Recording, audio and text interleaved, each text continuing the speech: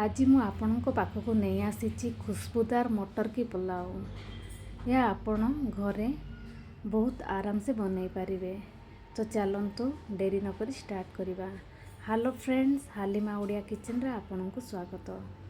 मुझे नहीं जाइए गोटे ग्लास बासमती चाउल या भल भाव धोई टिके पानी दे या बतरई देइछि। एठी नहीं जावा गोटे कढ़ई बा जो थे आप बनाऊँ से देदेवा 4 चामच तेल। आपन चाहिए कम बेसी मध्य करें। देदेवा 2टी पियाज को मुझे काटी नहीं या टिके फ्राए करनेबा। देखिपे गोल्डन ब्राउन हो जाइए। यह गोटे प्लेट रे काढ़ी नेबा।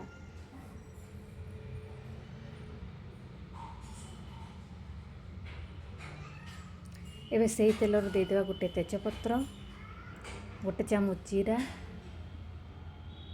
मुझे जाइए गोटे डालचीनी, गोटे इलायची, 4टी लवंग, गोटे चक्री फूल, कला मरीच ताकू मध्य तेल रे देदेवा। यह भल भाव भाजी नेबा। देखिपे भाजी जाइए और बास्ना मध्य आसूची। देदेवा आम गोटे चामच अदा रसुण पेस्ट। यह फ्राए करनेबा। देखिपे हो जाइए। एबे आमे देदेवा कंचा मरीच। मु 2टी कंचा मरीच को छोट छोट काटी नहीं। आपन चाहिए अधिक कम मध्य करि परिबे। एबे आमे देदेवा टमाटो। एटी मु गोटे टमाटो नहीं। आपन चाहिए आपण को क्वांटिटी रे आपन नहीं परिबे। या भल भाव फ्राए करनेबा। देदेवा आमे लूण।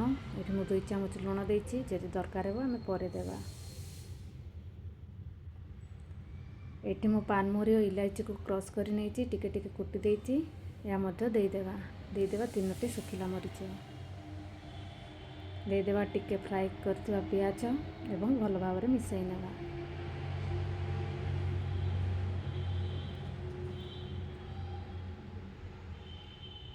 एबे आमे देदेवा मटर।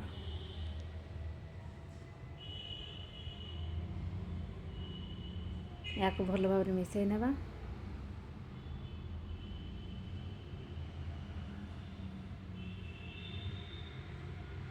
आपण थरे एपरि भाव निश्चय ट्राए करंतु। एबे देदेवा आमे पानी। आपण को क्वांटिटी रे आपण पानी देबे। या भल भाव मिसई नेबा सब मसला को। एबे देदेवा आमे चाउल जोटा आमे धोईकी रखिथिले। या मते भल मिसई नेबा एवं देदेवा आमे गोटे टमाटो एवं कंचा लंका। देदेवा टिके लूण।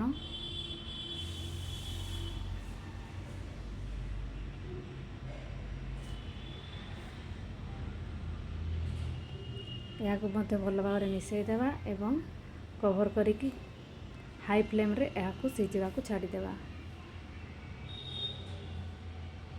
आपण जदि यही प्रकार बनइबे ताहले मटर पुलाव बहुत बढ़िया भाव बनबे। देखि पारुथिबे एटा हो जाइछि। एबे आमे देदेवा गोटे स्पून घी। देदेवा आमे फ्राए करी रखिथिबा पियाज को। एटे मो धनिया पत्र आउ पुदीना पत्र काटुथि ता मध्य देदेवा। प्लीज जदि वीडियो मोर पसंद आसे ताहले लाइक एंड सब्सक्राइब निश्चय करिवे। आमर मटर पुलाव रेडी हो जाइछि। देखि पारते केते सुंदर बनी जाइछि। ना चावल भांगी ना चिपकी। यह आपण चटनी सहित आराम से सर्व करि पारिबे। जदि मोर वीडियो पसंद आसे प्लीज लाइक एंड सब्सक्राइब निश्चय करिवे।